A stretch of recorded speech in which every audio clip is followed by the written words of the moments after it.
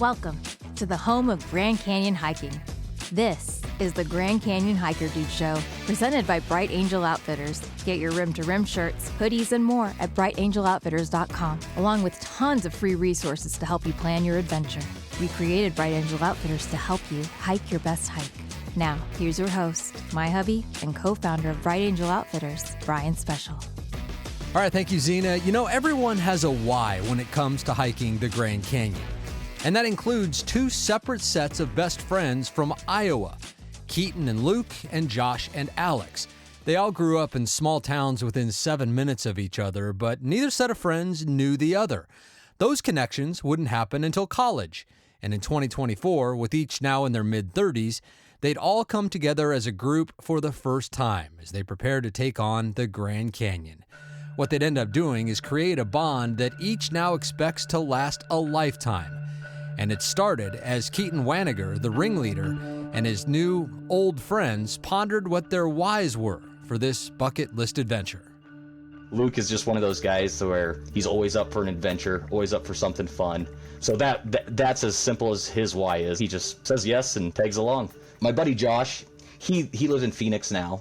So it's one of those things. He's the only one that's ever even seen the Grand Canyon prior to us stepping foot in the Grand Canyon. He just really wanted the challenge of doing something like that. And the fact that it's just like a 3-hour drive for him, he just, said yes immediately. Alex, he had a little bit more of a personal reason why he wanted to do it. He actually had lost his mom in an accident 6-7 months before the trip. Actually had said no. He had said no in the beginning because he was just hesitant to doing it because of everything he was dealing with. But then he ultimately decided that, this is something that is going to give him something to focus on and a goal to put in front of him to help him move forward from such a tragic loss like that. And it just really helped kind of clear his head and have something. He was so emotional when we got done. Just the fact that he was so proud of himself for being able to do it, all the training that went into it, and then just also like, oh, it's over, which, by the way, post-trail depression is a real thing. Like, we were all kind of lost for like that first month after getting out of the canyon. For me, like, my why, I had my first daughter. I stopped working out because I was just in dad mode. In high school, I wrestled 130 pounds. I have not gotten any taller, and I was pushing about 200. So I was kind of not where I wanted to be, and I had this like epiphany that like I don't want my physical abilities to hold me back from being able to, show my daughter something. Or if I'm going to be the best version of myself, like, I don't want my body to be the one that's holding me back from being able to summit a mountain with her on my back. You know what I mean? So it was just, I want to be that best version of a dad and a husband. And so I stepped on that scale and I saw 200 pounds and I was like, I need to do something. I called my friend, because he lives out in Missoula, Montana now. And I said, let's go backpacking. And we went, and it gave me a goal. And I worked out really hard for it. And I, was running like 5-6 miles, which to me, mid-30s, that's pretty awesome for me. I've never been a distance runner like that or anything. And then I got back, and that was just such an experience, spending 6 days in the mountains. And my buddy Sean, who was on the trip, he actually says, like, what's our next trip? I say a rim to rim to rim in the Grand Canyon. So the Iowa boys got to work, which at this point meant trying to win the lottery for campsites. I was hoping, like, in 10 years, I hope I can do this. Like, we'll just we'll enter our names in the lottery. And, after 10 years or so, maybe I'll get lucky enough to be able to do it. And all 4 of us entered the lottery, and actually 2 of us won. So it was just like, it was fate, basically. It was like, from the first time we talked about it, like, everything just started, like, every domino just started kind of falling into place. And then from there, that's when we stumbled across your podcast, and that's when, like, the whole mindset just kind of shifted for us on, like, we need to take this very seriously, and we can't just, like, show up and do this. They'd be backpacking south to north and back over 4 nights and 5 days. And we're hoping for a night at Bright Angel Campground, 2 at Cottonwood, where they'd visit Ribbon Falls the first day and then do an up and back to the North Rim the next, and a final night at Havasupai Gardens, before resurfacing on the south rim. That's not quite what we got. Things were already booked out. We were only able to get one night at Cottonwood. So we spent 2 nights at Bright Angel, 1 night at Cottonwood, 1 night at Havasupai Garden. Their dates, September 23rd through the 27th, and it was already May. You've got 4 months to prepare for something like this. Did you know what you were getting yourself into at that point? So a little bit. So there's during COVID, that's kind of how I stumbled across backpacking. From Iowa, there's no backpacking trails around here. So for you to, and backpacking's expensive. Anybody who's listening that's done backpacking, they'll tell you, even if you buy the cheapest gear possible, it's still expensive. And it's one of those things where I hope I like this because I'm dropping $1,500, on all this equipment and gear and stuff. So I found a YouTuber, his name was Dan Becker. If you look up backpacking checklist, he'll be probably the first person you'll find. And that's how I found him. I was what do I need to do this? He had attempted a rim to rim to rim, and he got, I'm going to screw up what it's called, rhabdo. You ever heard of rhabdo? Rhabdo. It's a disease where your muscle tissue starts to break down. But he had attempted a rim to rim to rim with another YouTuber named Eric Hansen, and he had to get SOS'd out of there because he developed this condition where his muscle tissue started breaking down. So when I saw that, and then he couldn't backpack for a year after that happened because it was such a long recovery process. So when I saw that, I just knew it was a big undertaking. For the guys living in Iowa, how do you prepare, and how did you know how to prepare for something like this physically? Yeah, so you and Coach Arnie were a lot of help. A lot of your guests that you had on that were flatlanders, they helped a tremendous amount. One buddy, my other buddy, lives in Missoula, so he literally has a 16, he can scale a mountain every day if he wants to. So we never really worried about him, but Alex and I took 2 different approaches. Alex is the guy in the video that kind of looks like the Hulk. He is his body's his temple. And so he's not into really running or hiking, but he was just kind of squatting and blowing out his legs as often as he could. So he was working super hard. Yeah, I'm not a big weightlifter. I kind of developed some long distance running. So I started just increasing that and putting the time on my feet. I wanted to hit 15, 20,000 steps a day. I would start every single Monday, and I would do anywhere from an 8 to 14 mile run. Once I got up to that, I would say maybe 2 months out to the trip, I'd worked myself up to about an 8 to 14 mile run. On Tuesdays, I would run to my gym, which is exactly 2 miles out my door. I would go in there, I would get on the stair stepper, and I would start walking backwards. Because that was a big advice from Coach Arnie, was just walking backwards. I was I'm gonna take it up a notch, and I'm gonna walk backwards. And so I do about 2,500 steps backwards. Go sit in the sauna. And you said you were doing that on a stair stepper? Yeah, on the stair stepper. Oh wow. Yep. And I'd try to hold. I eventually got to the point to where I'd have about 5-10 pounds in each hand while I was doing it as well. And then before I would leave, I'd go sit in the sauna for about 20-30 minutes, and then I would run back home. But I was getting up to anywhere from 25 to 35 miles a week in running, and I was just I felt so good. It was the healthiest I'd probably ever been since high school, when I was actually in actual sports. So it was super rewarding to watch my body basically transform in preparation for this. But that is amazing. Yeah. And it was, it was all credit to having your podcast in my ear.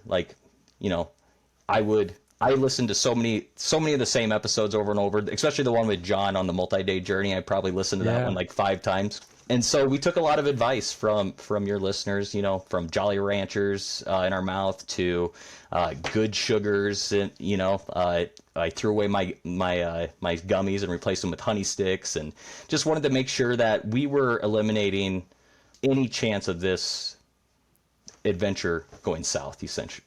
And was everyone doing the same thing? Because we've been talking about group mentality, and you're only as strong as your weakest link when it comes to hiking in a group.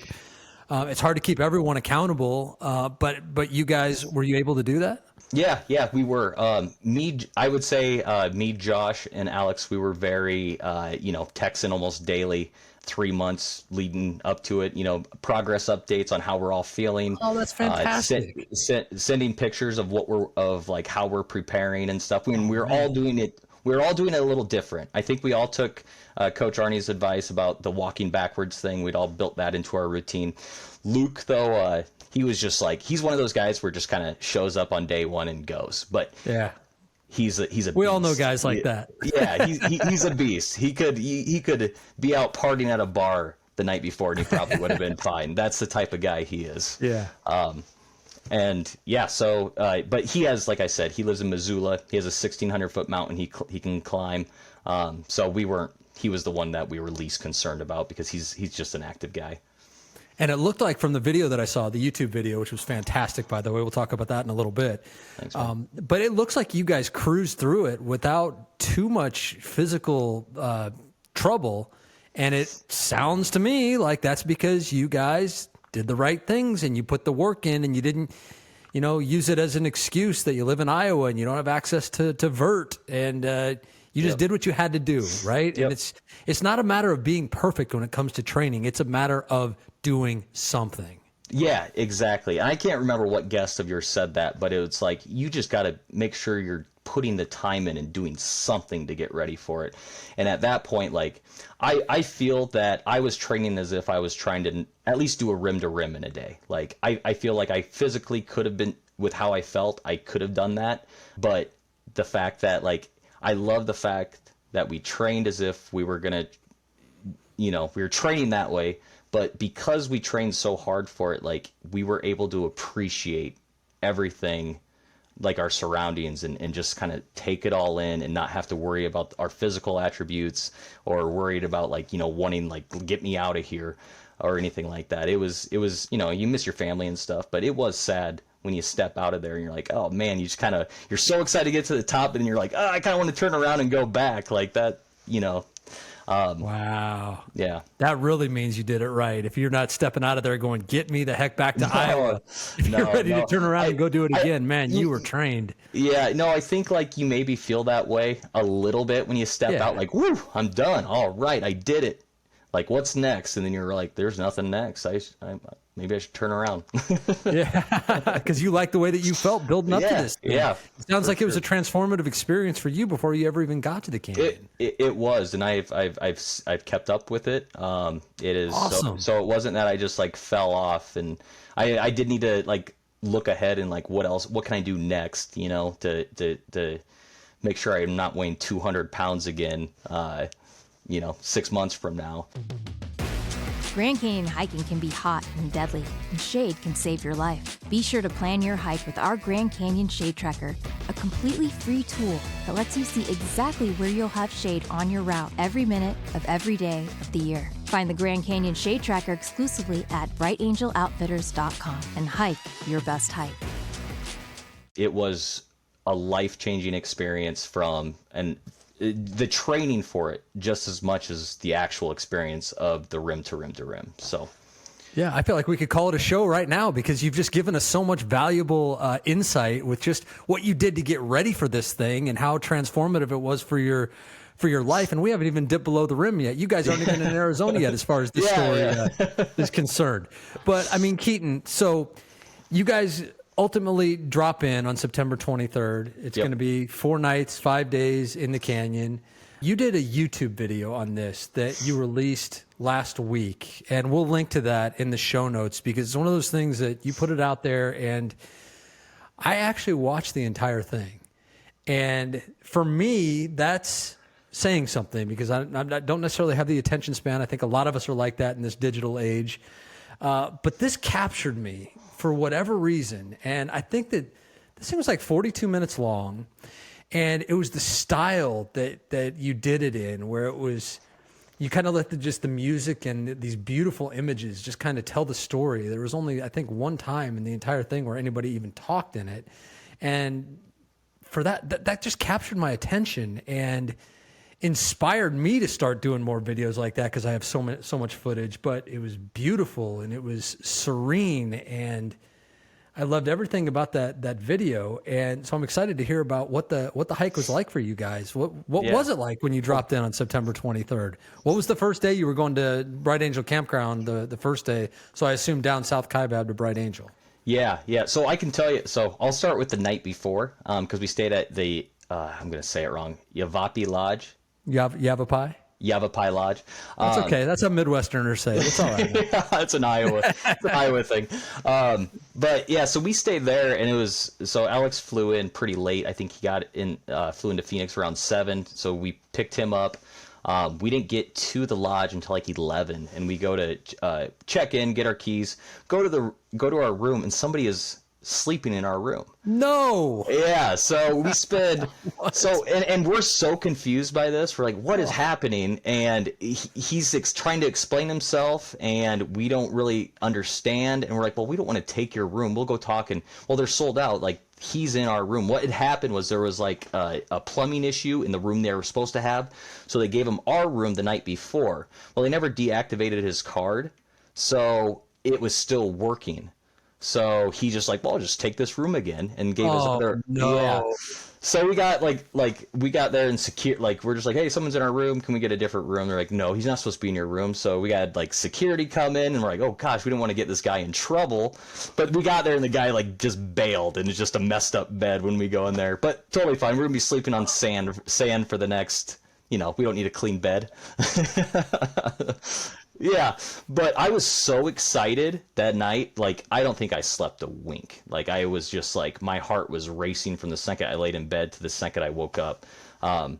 And yeah, so we started the hike. You had posted something on Facebook, because originally we had planned on starting the hike at 4 a.m. because, that's what everyone does. Yep. But those are for the people that are trying to accomplish, a big first day. We're just hiking to Bright Angel Campground.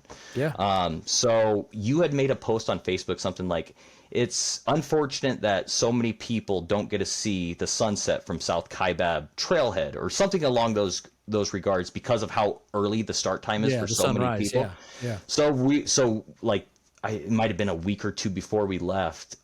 We made the decision, like, okay, we're going to start our hike at like 6:30, because we're not trying to, break any records. So we got there right as the sun was rising. Just like, that first step, I think I even kind of... Wait, Keaton, hold on a second, because you've never been to the canyon before. No, right? Yeah, three of the four of us. Okay, so 3 of the 4 of you have never been to the canyon before. The night before, you get up there at 11 o'clock. It's obviously the middle of the night. Black. You got people barging into your room, and you got to deal with freeloaders, and so you haven't even seen the canyon. So you get out there the next morning, at daybreak, and the view from the South Kaibab Trailhead is nothing to sneeze at, but it's going to get a lot better shortly thereafter. But what was your feeling like when you walked up the trail to get to the South Kaibab Trailhead, and you laid eyes on the canyon for the first time? I don't even know if you can put words to it. It's just, I did so much research and preparation leading up to it. Like, and it's kind of the same way where you see pictures of mountains in a photo, and it doesn't do it justice. I think I was 25 years old before I saw my first mountain. And the first time I saw it, I'm like, what? That's what it looks like in real life, And so it's the same exact thing with the Grand Canyon. You walk up into it, and you're just like, going into it, your brain's probably not going to be able to fully even comprehend what you're about to be seeing. And it's totally true. Like, I think if you turn the audio really loud on my video, in the very beginning, you can hear me whisper like, holy, and then I silenced it before the swear word hit, so that wouldn't make the video. But you can tell what I'm about to say, and it's just like, what am I looking at right now? You can't even describe it. Like, especially if you've never been in a canyon before. It's not a mountain, but it is, and it was just, everything about it was so much it blew my expectations out of the water. And I had already, knowing that pictures never do anything justice, I knew that going into it, and it still exceeded those expectations. Okay, so as beautiful as it is from the trailhead, Yeah. now you guys finally start down and you've got daylight, which I'm so happy you did that. That was the right thing to do, especially Yep. since you're only going down to Bright Angel Campground. But you get to Uwa Point, and that's Yep. the first time when the canyon kind of just swallows you all around. It's all around you. There's a panoramic view. So what are you thinking when you start seeing that? And from there all the way to Cedar Ridge, the most incredible views that you can possibly imagine. Yeah. I like, there's that, right when you're about to, there's like a path, and it's just like, it's like a brick. It's like this brick rock road that leads right up to the Uwa Point, and it's kind of what you would think like it would be like entering the gates of heaven. Like, that's honestly like the experience it was. It's just this beautiful, very, like, the amount of time and effort that had to go into like that rock lane there, and then just, oh man, like I said, words can't even describe what those moments were like when you would see those lookout points for the first time. It's truly stunning. So how did the rest of the downhill go for you all the way down to Bright Angel? And you guys, there's no way to prepare for the downhill necessarily being first, even if you live in Arizona, even if you hike in Montana, even if you hike in a place where there is access to vertical trails. Yeah. What was that like, just going downhill for so long? Were you ready for it as well as you could be? Like that was the hardest part, is there's no way of training for something like that. I could walk, I mean, maybe if I walked backwards long enough, you maybe could have done that, but anybody who walks backwards for a long time knows that gets, you have to do it in doses. You can't commit an hour to walking backwards, so it was, we all had our trekking poles, because big recommendation, from your podcast and all the listeners. I know you guys live by that. So I feel like those worked great.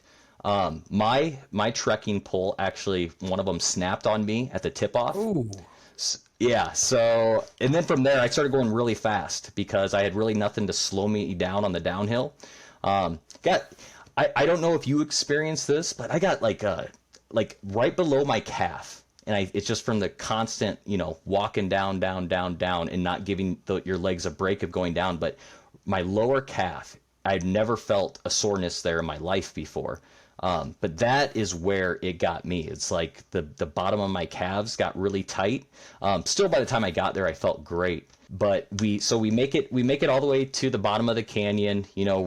We're really excited to get to the bridge, to see the river. Every time we saw the river was just like, look, there it is, and it's just this tiny little thing. And every time you come around a corner, it'd get a little bit bigger. And we were so excited to see that it wasn't brown. Like, it wasn't that blue teal color that we were hoping for, but it was still a nice green, and just really pretty.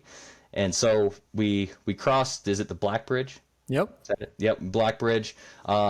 Immediately went to Bright Angel, dropped our packs, set up camp, and then from there we had a steak dinner at Phantom Ranch booked. I think it was about 1 or 2 o'clock by the time we got to Bright Angel campground, so we had time to kill.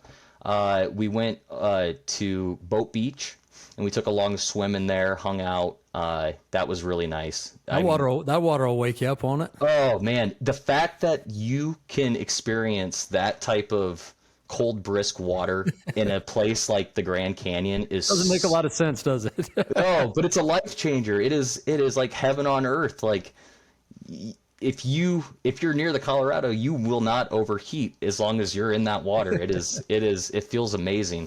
It's like taking an ice bath, essentially. So yeah. We went and we swam and sat on the beach of Boat Beach for probably 2 hours. Went back, got changed up into our clothes, and then went and enjoyed had a couple beers at Phantom Ranch. Probably that. So I had kind of told you before we started recording that I got sick. I'll explain that in a little bit. But the Phantom Ranch experience was awesome. The fact that you could go there, like, there's a convenience store at the bottom of this canyon, and you can get beer there, and you can get snacks, and lemonade was awesome. Just kind of met or exceeded my expectations in that regard. So the next day, the plan was to go from Bright Angel Campground to Cottonwood. So you got about, 7 or 8 miles from there? Well, so we were actually, if you watch the video, it appears as if like it's only 4 days because I was sick that second day. So even though I was sick on day 2, we day hiked to Ribbon Falls and hiked back. So that was like it's an additional 11 miles of hiking. On the okay, hold on a second. Let me get this straight. So you guys get down there on day 1. You stay at Bright Angel Campground. The next day, you're still going to be at Bright Angel Campground that next night. Yep. You guys day hiked it to Ribbon Falls and back, even though you were going to Cottonwood the following day. Yeah, correct. Yep. So, yeah, because we knew we had to get Ribbon Falls in there, and which is why we wanted 2 nights at Cottonwood originally, because we wanted to be able to drop our packs at Cottonwood and then just go hang out at Ribbon Falls all day, hike back to Cottonwood Campground, and then the next day we'd leave for the North Rim. Well, just the way everything was booked out, and we couldn't get 2 days in a row at Cottonwood. So we knew that if we were going to go see Ribbon Falls, that we had to use that extra day that we had where we didn't really have anything planned to go see it. But it worked out great. We had an early breakfast at Phantom Ranch. I think 5:30 in the morning we ate breakfast, and we were through the box probably by 10:30 and at Ribbon Falls. And by the way, to anybody that's going to do Ribbon Falls, get there before noon. As soon as that sun sets over past the canyon walls that really hits that falls there, it is such a different experience with the sunlight bouncing off those falls than it is when it's in the shade. It is like night and day. It's one of the most pretty things I've ever seen in my life. But if you get there in the afternoon, it's a disservice to Ribbon Falls because it is so pretty if you can get there before the sun sets behind those canyon walls. Good tip. Yeah. Because we sat there all day. We took naps under the falls. We ate lunch. It was Tuesday, so we made some tacos for lunch. And Taco Tuesday at Ribbon Falls. It was awesome. It was awesome. But like I said, I got sick, and I don't know. I'm not sure what happened. Maybe some of the beers at Phantom Ranch maybe caught up with me. But I was making sure I was staying very hydrated on the way down on day 1, making sure I'm drinking out of my bladder every 15-20 minutes, or my smart water bottle. Making sure I'm chewing on something or eating something. So I was really, really good about it on my hike down there. Once I got to the bottom, I think I kind of just like, all right, time to have fun now, and swim in the beach and go eat a steak dinner and all that.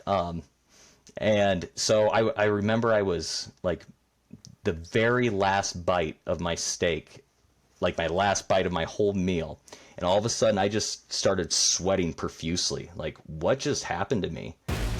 Want to support the show? You'll find Grand Canyon and Rim to Rim themed tees, hoodies, and more at brightangeloutfitters.com. There's no better way to commemorate your bucket list experience. It's all at brightangeloutfitters.com. We exist to help you hike your best hike. I don't know if it was a dehydration at that point or what it was. I only had like 3 beers, I think that's their limit. They won't sell you more than 3, but something happened.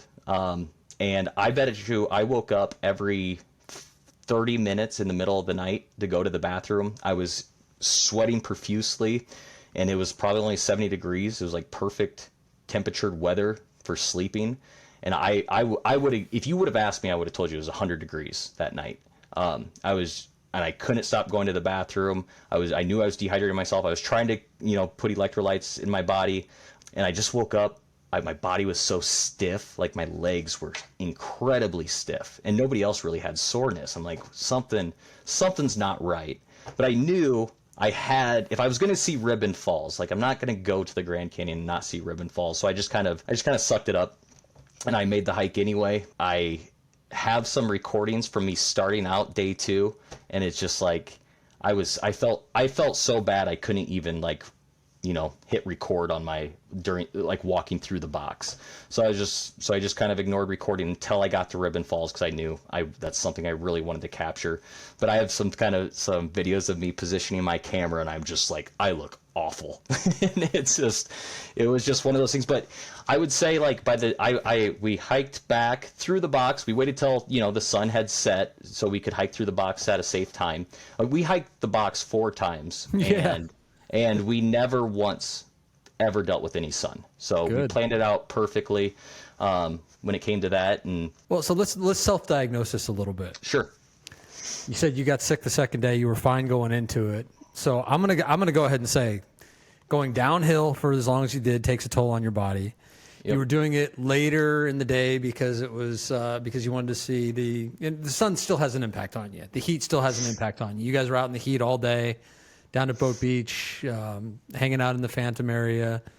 So I mean, and then drinking the beers, having the heavy food, probably just a perfect combination to not feel so good the second day. My body's never dropped 5,000 feet in a day, so Yeah. I'm sure that had something to do with it. I'm sure hiking that far down on one trekking pole did a toll to me as well. Yeah, it was just like a perfect cocktail of all types of different things that just kind of had my body going haywire. But I got those guys, they were feeling great. When we hiked back through the box, they stopped at Phantom Ranch. They're like, they're gonna have some more beers. I'm like, not me. I went straight to my tent, and I didn't even inflate my sleeping pad, and I just slept straight on the ground, and I snored. They said I snored so loud all night, but I had it over the creek, huh? Yeah, I guess. But then I woke up and I felt amazing the next day. Good. Like, I mean, one thing I made sure I was doing that entire day was constantly putting the electrolytes back in my body, eating whenever as often as I could without making myself nauseous. And eventually, I snapped out of it. That I woke up that day 3 and I felt great. And that was the day that was the Cottonwood day. Hike back through the box to Cottonwood, drop our packs, set up camp, hike up to the North Rim. Oh, you were going to do that all in one day. Now that is a massive day. I did not realize that. I had assumed, what most people would do is on the Cottonwood day, they would go to Ribbon Falls, but you guys, so you're going to hike all the way to Cottonwood. You're going to drop your packs and you're going to go do a touch and go on the North Rim. Yeah. Which is that is a massive day. That's 5,800 feet of elevation gain on the day. That is, let's see, 14 miles from Phantom Ranch to the top. So it's a 20 plus mile day. It's a full rim to rim day, honestly. Yeah, it was. And we felt good, especially we're hiking with, anywhere from 30 to 40 pounds on our back the whole time. So being able just to throw your pack down, throw on a little day pack, throw your bladder in there, a couple water bottles, and a couple. Oh, it felt weird. It felt like you were almost floating a little bit at first, but it was awesome. We got to meet some everybody you encounter in the canyon. Was super friendly. Everyone's there experiencing the same thing. Yeah. Seeing the mules coming down from the North Rim was really awesome. And and then one thing that was really cool too is we're just there at North Rim. We're just taking a quick hour break before we hike back to Cottonwood. But then you see all these people coming out the North Rim that are accomplishing their rim to rims, and just the relief on their face and the joy, and it's like, heck yeah, it's such a vibe down at the Grand Canyon, because everyone's just doing these big bucket list hikes that you get to celebrate with them, essentially. They're life moments, man. It's like if you first time you do a half marathon, or you do a full marathon, or you do a 10K or whatever it is. These are moments, man. Not only are you accomplishing something physically, but you're doing it in one of the 7 natural wonders of the world. I don't know how it gets any better than that. No, so what was it like when? What did you think of the whole North Kaibab experience? Because totally different experience than it is from South Kaibab, which is the only way you'd seen the canyon. What did the canyon look like from the North Kaibab side to you? Yeah, it was just a lot greener, a lot more. Well, actually, all the water was basically off on our hike up. I think there's an area where you could have gotten down to the river. It wasn't nearly as crowded as the South Kaibab side. Yeah, I don't know, other than like it's a totally different experience as far as like the environment that you're seeing, and the perspective of the canyon from there as well. I think I like the south side better, but the north side is still absolutely beautiful. If all I had was a day hike down to Cottonwood and back, I would, from the North Rim, I would do that in a heartbeat. It still trumps anything that any other hike that I've ever done. So you guys get back down to Cottonwood. Are you pretty worn out after that day? Because that's a big hike. Or had your training gone so well that nope, we're not even feeling it, and we're in our 30s, and darn it, we still feel great? No, I think we felt pretty good. We were tired for sure. We didn't, we got down. We had a freeze dried meal, so we had like a warm dinner when we got down there. It was dark. We were hiking with our headlamps on, so we all went to bed basically right away. But we woke up the next day, and I can't speak for the rest of the guys, but I felt even better the fourth day. Wait, are we done day 4? The fourth day. Yeah. Then I did day 3. So it was just like my body just kept like acclimating and getting used to my surroundings and environment. And man, and good thing, because now you've got another big day. So you do that huge day the day before, and now you're going to go all the way from Cottonwood to Havasupai Gardens up Bright Angel Trail. So that's a big day too. Yeah, that was. You guys don't mess around, man. You Iowa guys. Yeah, I guess not. We just knew we wanted to make sure that we were going to be able to experience everything that the corridor trails could offer us. And if we're going to be there for 5 days, we better be able to experience all of it. There's even some side trails. I know there's one that goes up behind Phantom Ranch that I initially wanted to do. I had actually planned on doing that after we got back from Ribbon Falls, but then I woke up that day and that all went out the window. But yeah, I think we added up between all of our little side hikes, the additional hike to Ribbon Falls and everything. We ended up clocking 59 miles total across the 5 days. Yeah, you guys got your money's worth, man. There wasn't a lot of lounging. So what was it like going up to Havasupai Gardens? Because to this point, you have not seen Bright Angel, the Bright Angel Trail at all. You'd spent 2 nights at Bright Angel Campground. I don't know if you crossed the Silver Bridge yet. What was that experience like? So we hiked back through the box early that morning. We got back to Phantom Ranch, and first thing, we hadn't had a lemonade yet. So we stopped. We all had a lemonade, and then we started hiking to River Rest House from Phantom Ranch. Hey, before you go there, Keaton, I just remembered something I saw in the video, and you're at Phantom Ranch, and I got to bring this up. Correct me if I'm wrong, but did I see a Frisbee? Yeah, that's my buddy's thing. So he has gone on every backpacking trip with me. That's my best friend, Luke. He has gone on every backpacking trip I have gone on. He's just, like I said, he's the guy that I could have invited him to go jump off a bridge, and he probably would have done it with me. And he has made it this tradition. He brings this Frisbee on every trip we go on. I don't think we've thrown it more than once or twice. So he hauls this thing around with him. And because by the time we get to our destination, we're all so tired from our hike. The last thing we want to do is start winging a Frisbee around. But it always sounds like such a good idea. We're not in our 20s anymore, guys, right? Yeah, exactly. But, and I know, like, I'll see him here again in August for when we go to Glacier. And he'll probably bring a Frisbee to when he comes and sees me on that trip too. So I love it. Yeah. It's funny. It's kind of an ongoing joke now. It's like it's kind of like he almost feels like obligated to bring it with, even though he knows he's probably not going to throw it more than once or twice. We'll kind of now that we've called him out on it, it's a life sentence, man. It's going everywhere for the until the end of time. Yeah, he knows that.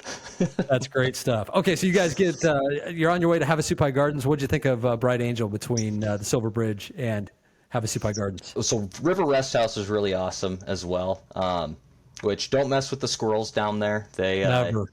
Yeah, we were swimming, and I walked up and I saw a squirrel nibbling on my buddy's backpack, and I kind of took my trekking pole, not hitting it, but kind of hitting everything around him, like get away. And he like stepped up into me, like, are you gonna really mess with me? And it's like, no, I'm not. Keep eating my friend's backpack. I don't care. He's like, don't you know the number one reason for visits to Grand Canyon Clinic is me? Yeah.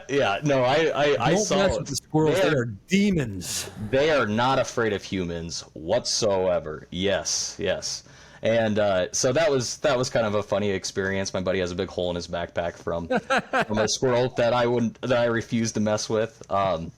But yeah, but then from there, we saw a ranger. They're coming around, telling everybody, make sure, hey, because it was a hot day, and at that point it's full sun.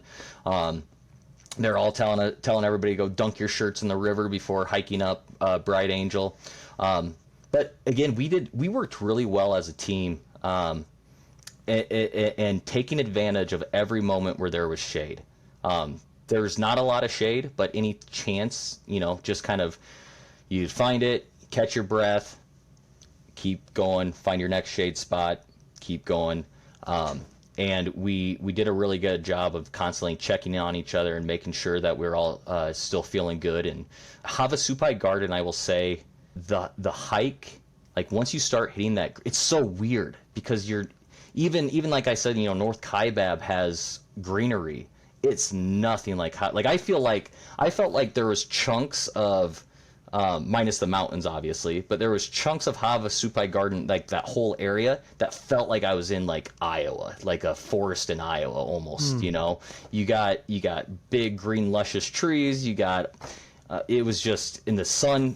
We're hiking up it at a perfect moment where the sun is. That's probably my favorite part of the video. There's a shot of my buddies walking towards Havasupai Garden, and you just see all this greenery, and it was so different than anything else we saw that entire weekend. I will say it was probably my least favorite camping experience because of the amount of bats and bugs, which is expected. We didn't almost see any bugs at Bright Angel and Cottonwood, but Havasupai Garden, lots of them. And then eventually the bats come out, and they just, once you got to kind of just get used to them. The bats don't want you. They want the bugs flying around your head, and you just kind of got to sit there and let them fly in and out around you. And just kind of, yeah. Okay, so you guys spend the night at Havasupai Gardens, and the next morning it's time to do the long slog, 4.5 miles, more than 3,000 feet of elevation up the Bright Angel Trail to the South Rim.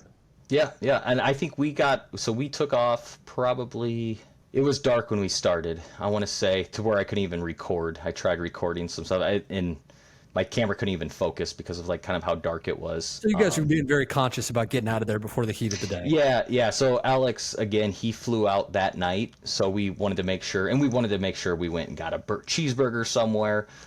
So we wanted to make sure we weren't on the clock to get Alex back to the airport. So I think we climbed out of there sometime between 9 and 10 o'clock. Had time to go to the gift shops. We all bought gifts for our kids and everything, and it was such a rewarding experience being able to, like there was just that moment you kind of step around the corner and you can see the top of the trailhead, and it just like the moment like, oh my gosh, guys, we're here, we did it.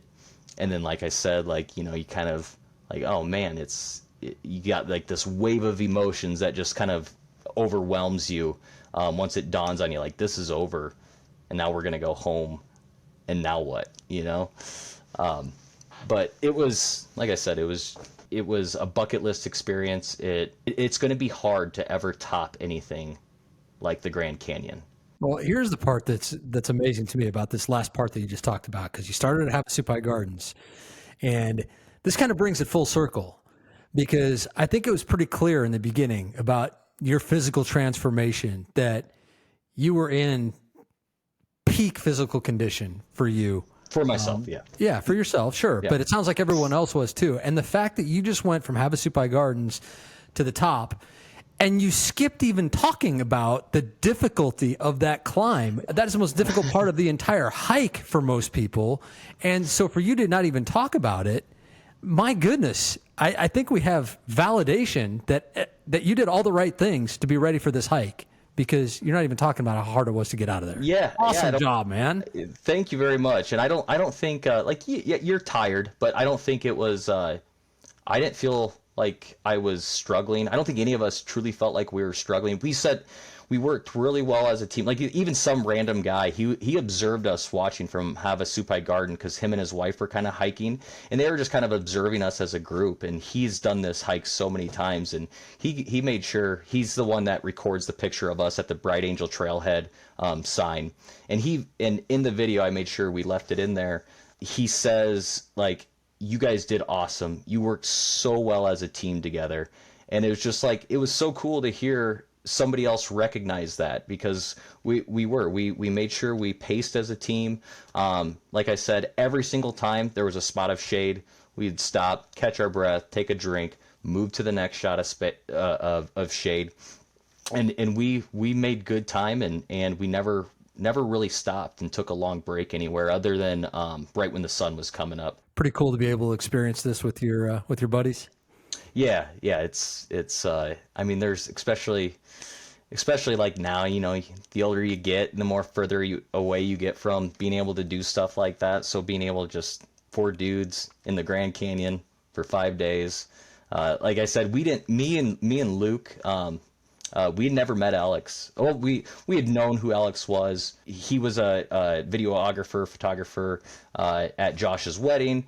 And he had a familiar face and everything, but outside of that, I didn't really know him. And he's one of those guys, like, he will always be a friend of, like, a good friend of mine. Like I feel like I've known Alex my whole life, and it's because we experienced something as crazy as doing a rim to rim to rim together. Like, if that's not like, if like, that's just a bond that we'll always have, you know? So it was just, we all instantly, it was like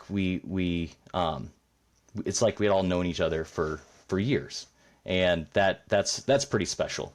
So is it a one and done, or are you coming back?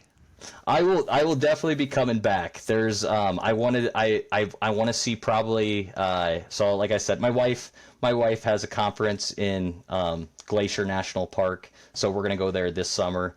I want to go see Zion National Park and Angel's Landing really bad. But yes, 100%. I like I said, I recorded the whole experience because I didn't know if I would be back, but I think we all walked away going like, yeah, we're all coming back. And it'll probably be the exact same group. You know, I have a bunch of buddies that I invite on backpacking trips. This is the first time I've gone with Josh and Alex, but I can't imagine going back there and not having it be the same group of 4 of us. That was one thing too. At our steak dinner, we met a group of friends. They were probably, I would guess, mid-50s. And we kind of told them, you know, like, yeah, we're just 4 friends. You know, we went to high school and college together. We're in our mid-30s now. And one of the guys looked at it and goes, "Don't ever stop doing this." He's like, "Friends will fall off this, but don't ever lose this part of like your guys' friendship. Make sure that this is something that you continue to do." It was like they kind of saw us and them. It is something they had been doing. They started out with a big group, and it was down to just 2 of them doing it. So it was just kind of like, it was good to hear that, basically validating those emotions and thoughts that we were feeling through the whole trip. It'll stick with us for a lifetime. Memories that will last forever. I'll be on my deathbed, and I'll be replaying that whole trip in my head. That was Keaton Wanninger, who now goes by a different name when his buddies are around, thanks to yours truly. You see, a year or so ago, Keaton was kind enough to leave us a review on Apple Podcasts, which I then went on to read on the next show. But the screen name he used wasn't his own. It was spelled Oniowa, which I read as Oniowa and didn't give another thought to. Well, it wasn't until much, much later that I realized Oniowa actually meant on Iowa, obviously.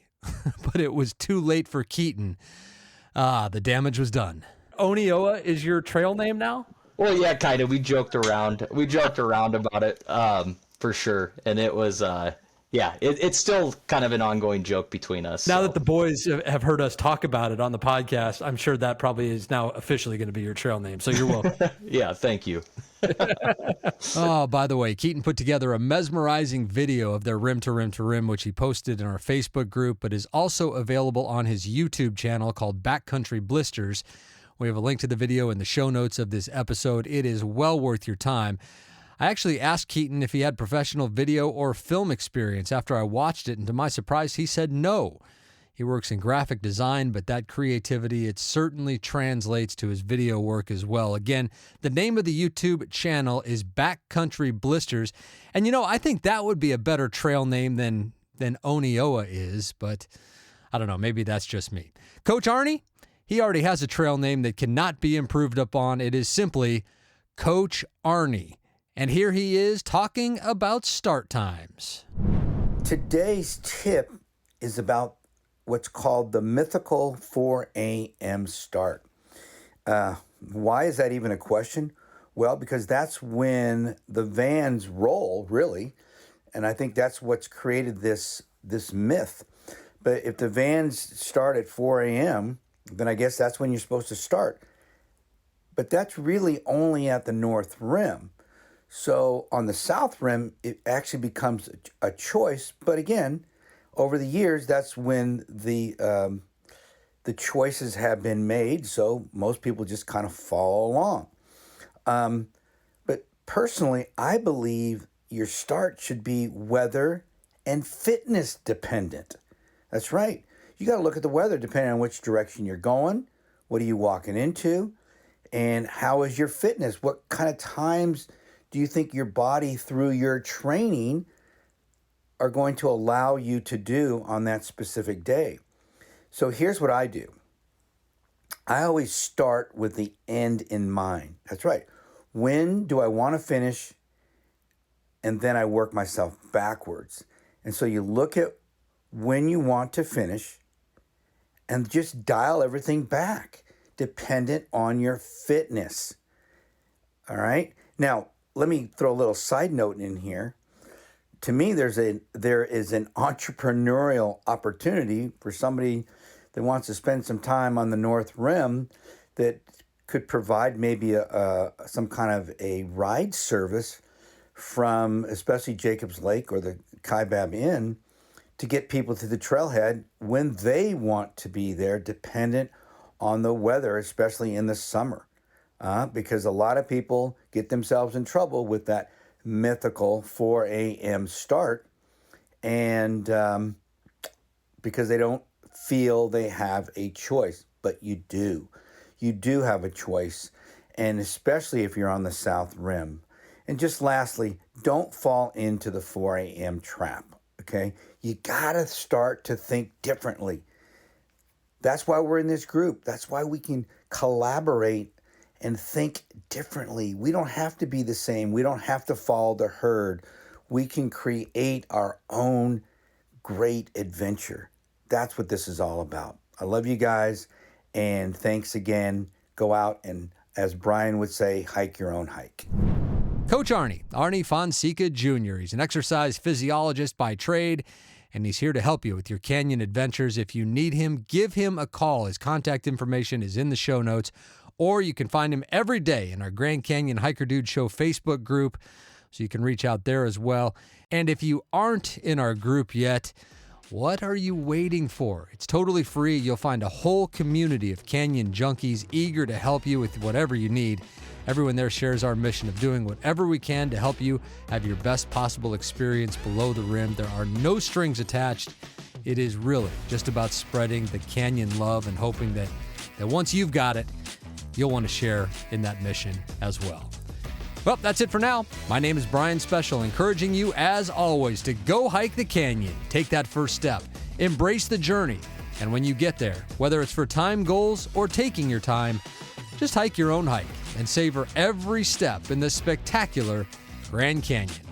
We'll see you next time on the Grand Canyon Hiker Dude Show, presented by Bright Angel Outfitters.